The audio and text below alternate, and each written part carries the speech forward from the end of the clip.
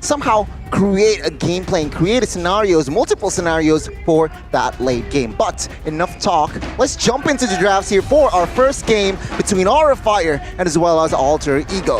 Absolutely. Now, jumping into a game number 1 in the draft, we are seeing just both of the teams reading each other out. Again, in the first game, usually we do see this kind of draft going in for just the prio bans in general. With the Julian taken away, Alter Ego takes away the Faramis. And we should see another more respect bans come through. Maybe the Akai, the Fanny, perhaps even the Valentina response from Aura Fire here. It all really depends. But I think Aura Fire, there you go. They go for the 1-1 because they want to force the Valentina and even the Fanny ban to come from Alter Ego. As Aura Fire, they have first pick.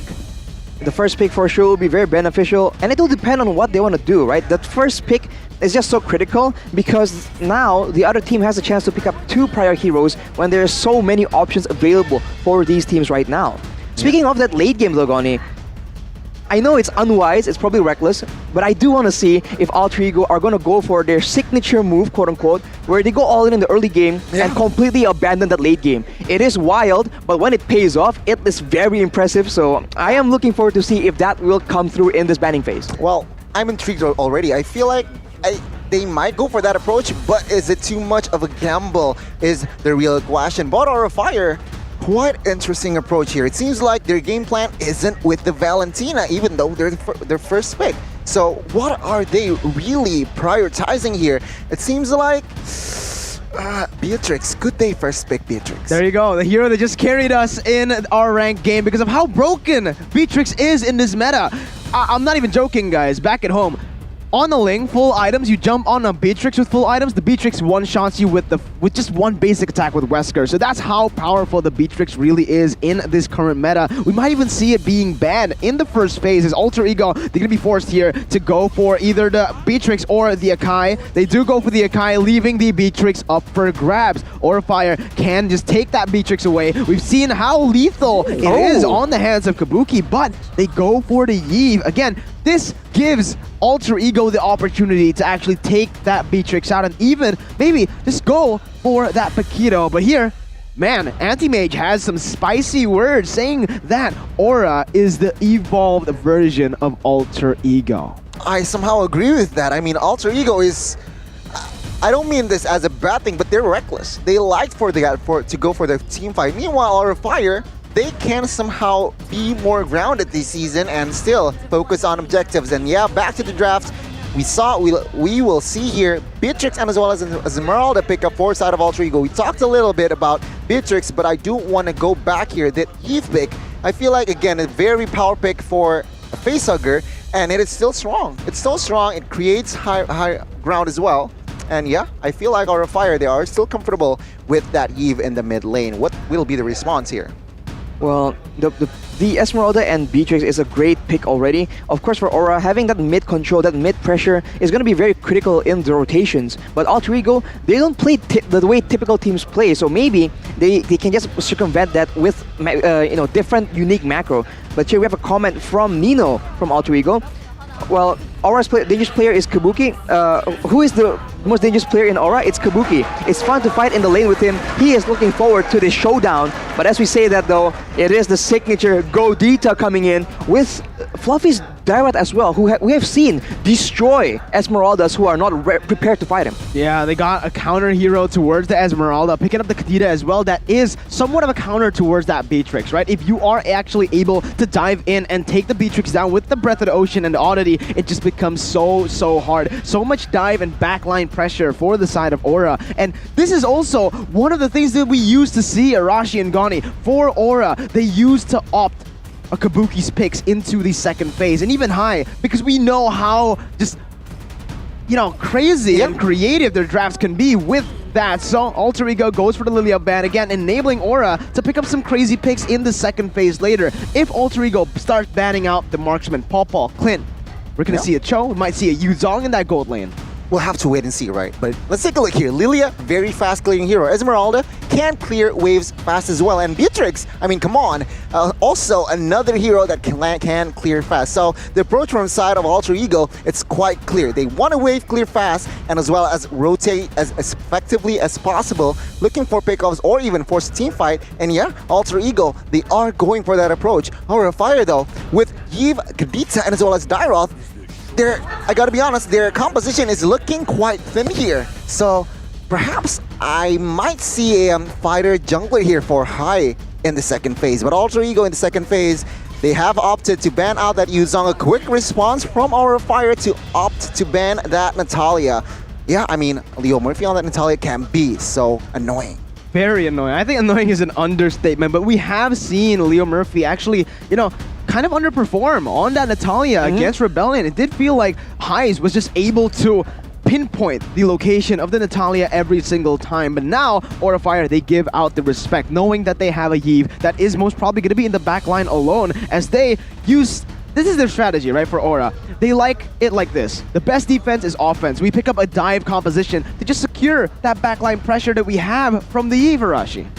Exactly. It's a different approach kind of, because some teams, they want to have everybody on board with the dive, but for Aura, having the Yve in the back makes them a lot more flexible when it comes to how they want to approach these big team fights, especially in the late game, because we've seen a lot of players are able to actually leverage the range and the utility from that real world manipulation and put that to great use. They ban out the Ruby as well right now, so cementing their decision to just go in for the big dive.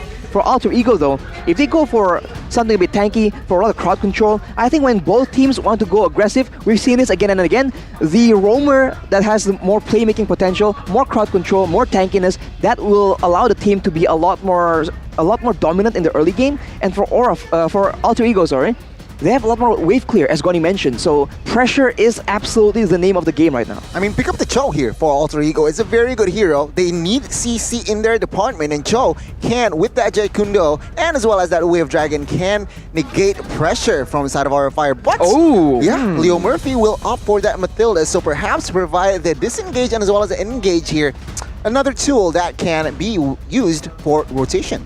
I thought they were going to actually opt for that Mathilda or the Roam pick in the final pick, right? Because, again, Atlas Diggy still open. Maybe they could have just went in for a cheeky Atlas pick as the last pick for Alter Ego, but they pick up the Mathilda, again, securing some disengage potential for the team. However, now, Aura of Fire, they have the chance to just lock down their heroes. Cho can be an option up against the Beatrix. It's very, very scary, but we've seen Kabuki pull this off on the Cho in the gold lane with High and Dry. And here, for the jungle, they can actually go for something like the Amon. Beatrix actually struggles against those kind of assassins, but it's actually...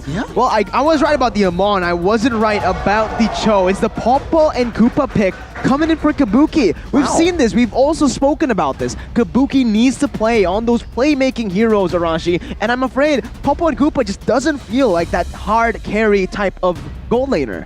In addition, though, Alter Ego has also saved their jungle pick for the last pick. And right now, seeing that there's a lot of pick-off potential, there's a lot of crowd control, there's a lot of burst, they have the option of going something like a Barats even, and comboing that with the Mathilda. Exactly, so comboing something tanky with the Mathilda. It is not Sully Boy's quote-unquote identity, but it will shut down most of the pressure coming in from these pick-off heroes that Aura has very costly picked into their draft.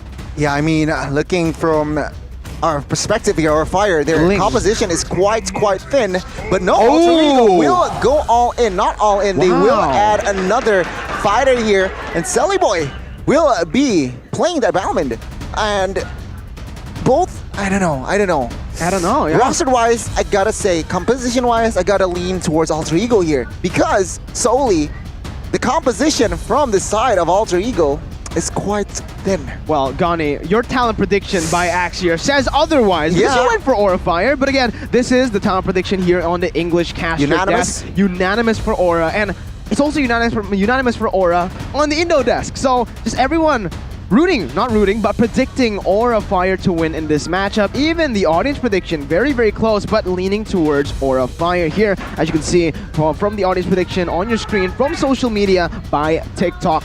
But sure, I do agree with you actually, when you say that Alter Ego have the better roster or the composition. The thing is though, is it their comfort? I have never seen Sully Boy on the Balmond before. Well, it is an aggressive pick though, so we have mentioned how Selly Boy, he excels when he's allowed to farm, by the way. So Balmond might suit his playstyle. It provides him with that farming potential, that potential to be aggressive and dominant in the early game, as well as being aggressive, securing kills with that lethal counter.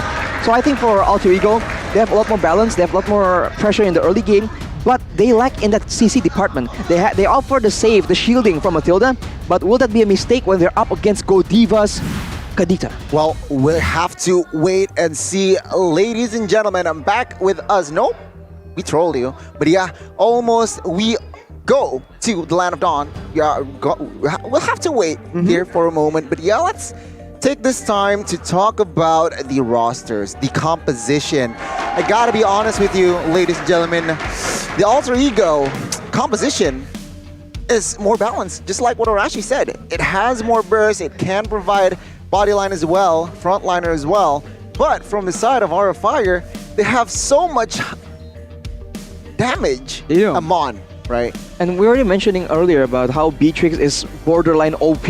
It's one of those weird picks. As Mirko was mentioning, assassins are supposed to counter these marksmen, but when you're playing Beatrix, that doesn't even apply. And actually, from there's a streamer, right, that's kind of making waves right now. His name is Wish. Yeah. In the game, his in-game name is Wish, and he was able to one-shot a full-build Akai in the late game. One shot with the Beatrix. Wow. So, knowing that Alter Ego has that potential to make those kind of plays happen, it's just difficult to put the favor instead of Aura Fire. Well, enough talk, Mirko, Arashi. Ladies and gentlemen, let's just witness the first game between Aura Fire and as well as Alter Ego. And it seems like, yeah, Leo Murphy and Udiel here are very fast clearing mid. They can rotate and find pickoffs in the early game. That is what Godiva and Facehugger should do. I mean, Facehugger Yves should wait level 4. I like how Aura are maneuvering. Wait! Oh my god, 2-man catch there. Leo Murphy, 1 HP surviving. Wow. And yeah, he burnt the flicker. That's information. I expected Alter Ego to play more aggressive, but man, Aura Fire with their own setup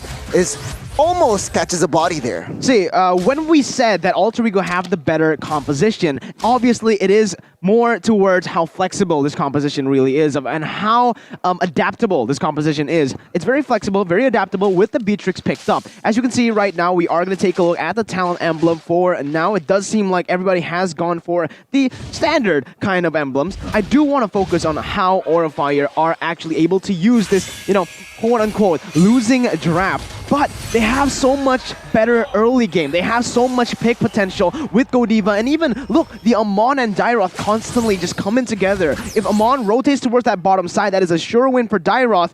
It's going to be bad for Pi. It's very difficult indeed. He is in a countered matchup. He is Esmeralda going up against Fluffy, of all people, on the Dairoth. We've seen Fluffy absolutely pop off, so it's a very difficult situation. And Fluffy wastes no time at all, already roaming towards that mid lane at level 1. So Aura, making use of those early game winning side lanes, it's just classic Aura gameplay. Win in the side lanes, roam all over the place, exert that pressure. But now, Turtle will be the first big fight between these two teams. Turtle Samsung is up here. Udiel, you pop that black shoes, will provide damage, but real world population as well. Oh. But, take a look. The Turtle resets 5. No. Comments in with that falling Starwood. First blood by Samsung for side of Alter Ego. And it seems like Selly Boy is now getting picked off. Godiva with the catch play making. And 1-for-1 here. It's favoring Aura Fire. 1-for-1. We're going to see a lot of these mechanical 1v1s, even mechanical 4v4s. It's the most skirmish-heavy teams colliding in the MPL, and I can't wait for it. Even in the first Turtle fight, we can see the immaculate display of that high-level mechanical skill coming in from Alter Ego and Aura Fire. But here, Arashi, Pi was able to get the kill.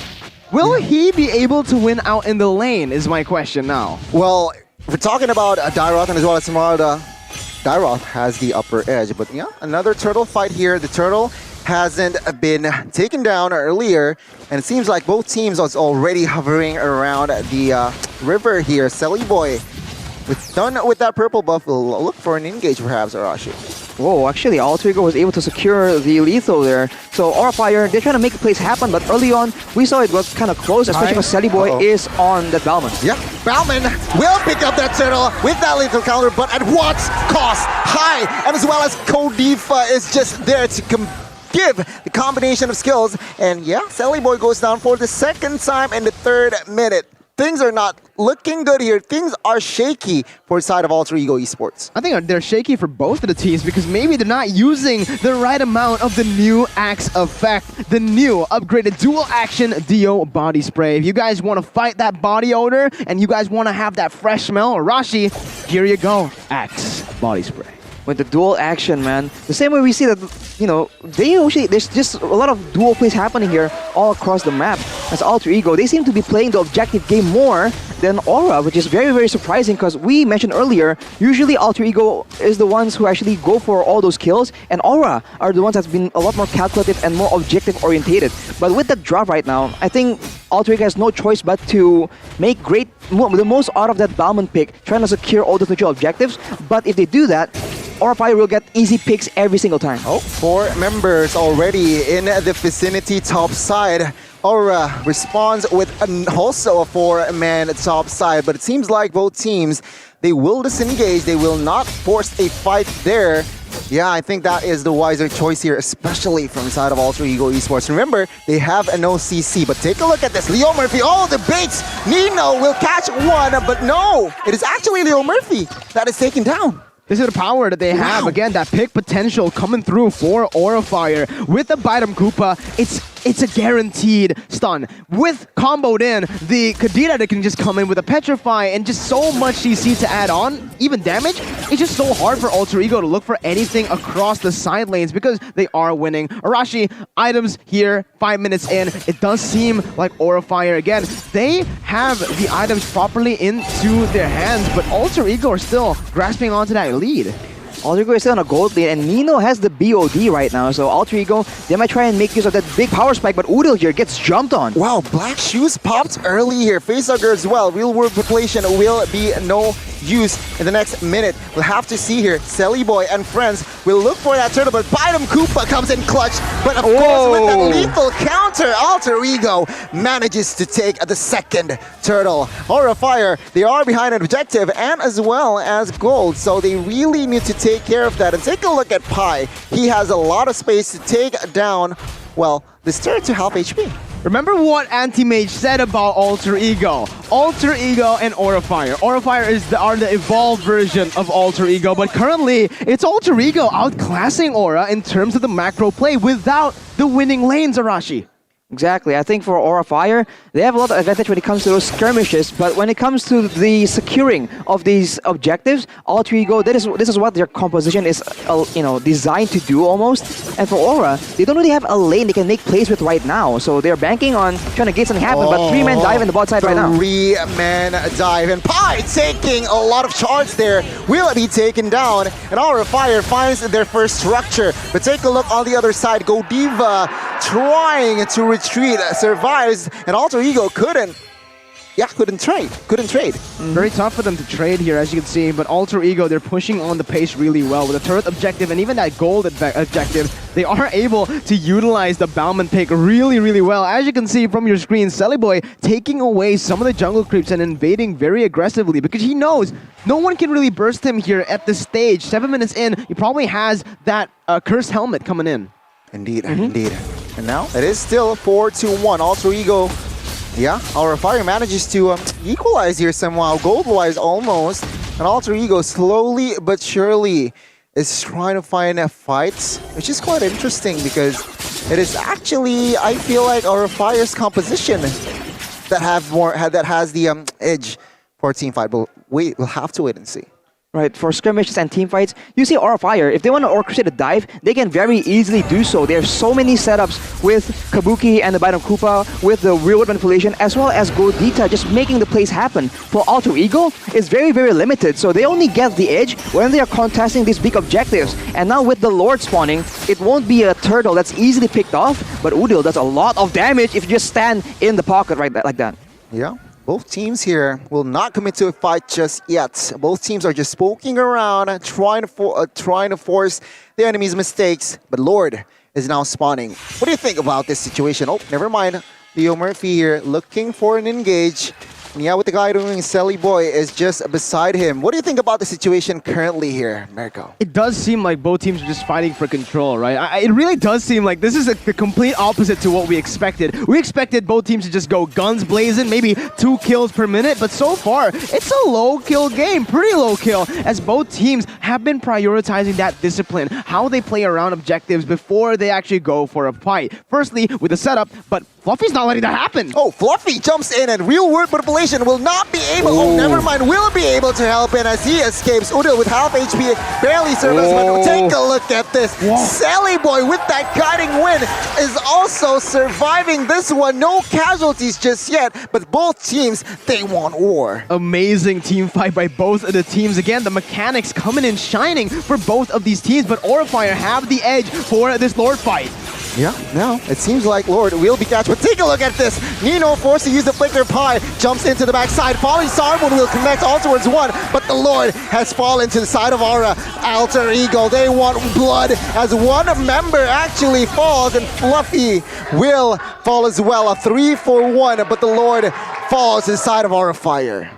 Aura was just forcing that fight as much as possible, knowing that they have chunked down Sally Boy low enough that he has to return back to base. Unfortunately though, Alter Ego, again, they can't engage onto Aurafire, but if Aura is willing to fight like that, Alter Ego has a lot more tankiness, they have a lot more area of effect, and they don't mind scrapping along with Aurafire. So they have to be a bit more careful in how they take these fights, especially after taking the objectives. In terms of objectives, it's still Alter Ego who are winning in general. Neutral objective takes still more, and even those turrets, but look at Aurafire. They simply don't care. They'll go for the picks before they go for the objectives, and they are looking for that bottom side. But again, Sally Boy with this Bauman and Nino on the Beatrix, so much pressure and so much control on to the Lord, and even every single neutral objective in the lane, and this is what creates so much defense properly for Alter Ego. This is what we mentioned in the draft. Why we think Alter Ego are better in the draft is because they're flexible. Once it gets to that late stage of the game, they can clear, they can fight, they can even go for picks. Yeah, I mean, yeah, late game wise, it is quite equal. For side of all, not equal, but yeah, Alter Ego has a little edge. Highest damage, I feel like, will fall off in the late game as well, so that is going to be the concern. But take a look, Fluffy jumps in, no follow-up damage just yet, but it seems like Odil here in the side is trying to deal damage towards Godiva. Still no casualties for both parties. But it seems like a reset, and yeah, Pi here trying to be a nuisance for Hai. Is this a mistake? Yes, it is. Hai will pick up the kill, and now Nino, though, will find compensation for that turret top side, and Alter Ego with the complete disengage. Is it a mistake? I think it isn't. I think that was a bait all around to just get the damage placed onto the frontliner for Beatrix to take the turret. But here, real world manipulation. The Petrify comes into 3, but the follow-up damage doesn't connect just yet. Now, though, Leo Murphy will take a lot of damage. Nino from the side, he should be able to escape, but yeah, still no bodies on the board just yet. There's a lot of members on the side of Alter Ego that can just survive the pick-off attempts from Aurafire. Leo Murphy with the shielding, with the guiding wind, can also save a lot of these members. Pi is too tanky, Nino stays in the back, Udil has the black shoes, and Sally Boy is way too tanky in this mid-game right now. So Aurafire, with their pick-off oriented composition, are struggling to find the right targets for the burst. they're struggling to grab something, but they're getting grabbed. Sally Boy here. Oh, Sally Boy with the guiding wind is able to escape and a complete disengage. They do not want to overcommit, but man, Aurafire, slowly but surely, they are claiming more structures here. Take a look, they have already taken 5 structures. And yeah, Alter Ego still stuck at 3. Lord is up now, it is in hand, so this is going to be a very critical Lord. The mid-game power spike for Aurafire is just shining so bright, and Aurafire utilized it completely here in the 12th minute of the game, utilizing all of the bushes, opening up with their very high mobile heroes and also that kill pressure that they have. They also never force any objectives, but they need to be careful here. If they let the Alter Ego go in, oh my god! Falling Stormwind connects on towards 2, but take a look at Godiva, he gets taken down. Lord, the retribution battle is not going to be won. Facehugger will claim that Lord. Now, let's focus on the fight, but take a look at Nino with that shotgun, just claims a body, and now Hai, he's isolated. 3 men is on him, a lot of burst power, and Hai will not be able to survive, and it will be 3-4-1, but once again, the neutral objective will fall to the side of Aurafire, ladies and gentlemen. 2 times in a row, Rashi. Aurafire, they secure the objective, but Alter Ego take the fight. Wow, Sally Boy got just got taken out way too early in that fight, and as a result, Aura Fire has a chance to go for that steal. So Alter Ego, they might want to go for the actual fights first, as Leo Murphy here, a bit too aggressive, gets jumped on, but again, way too secure as Pi tries to turn it around. Oh, the re-engage there, but take a look at Kabuki. The damage is there, and Pi also will be punished. 2 members for nothing. Aura Fire, slowly but surely, they are still holding on to this game. And again, right, we are seeing this mistake happen time and time again for Alter Ego. They were able to take the fight. They were able to withstand the Lord push, but yet they go in for that mid lane. No setup, mind you. They didn't have setup to take any objectives. They just went in thinking about the kills, and Alter Ego, they just fall flat. Aura Fire were able to capitalize, and this is where it gets scary. When 2 members are down, Aura Fire with the kill pressure, Beatrix might be caught next. Yeah, they really have to be careful here as High and friends, they are looking to collapse this mid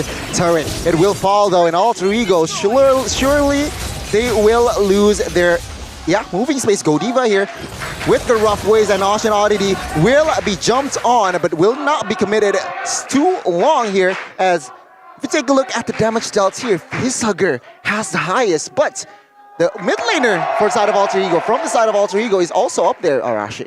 Yeah, Udo has a lot of damage for sure, especially when the fights get clumped up, the way we see with these Lord fights. I think Aura Fire has a lot more solid of a front-to-back composition on the due to the fact that they have a Yve, and they also have Kabuki with a lot of crowd control. For Alter Ego, we see that a lot of their members are pretty much independent, right? Only Nino needs that real protection. Esmeralda, Bauman, and Lilia, they can just dive in, be behind enemy lines, and do God's work. A lot of damage, a lot of AoE, and I think they have to try and make these fights a lot more messy. They can go and dive, and maybe come from multiple angles so that Aura Fire cannot get maximum value from that real-world manipulation.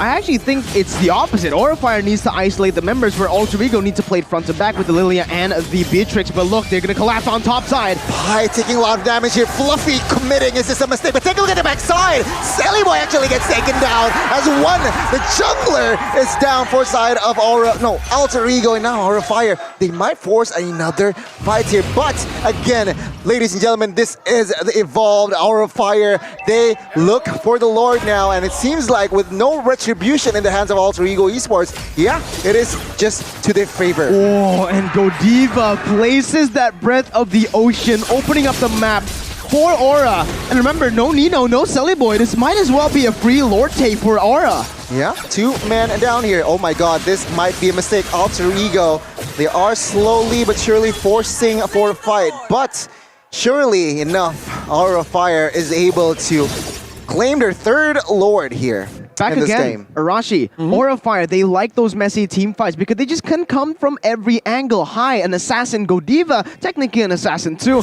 Meanwhile, same thing, Dyrok. The only thing that they need to protect is the Yve. But the thing is, with all that aggression coming through, Alter Ego don't have any resources to put their focus onto the Yve.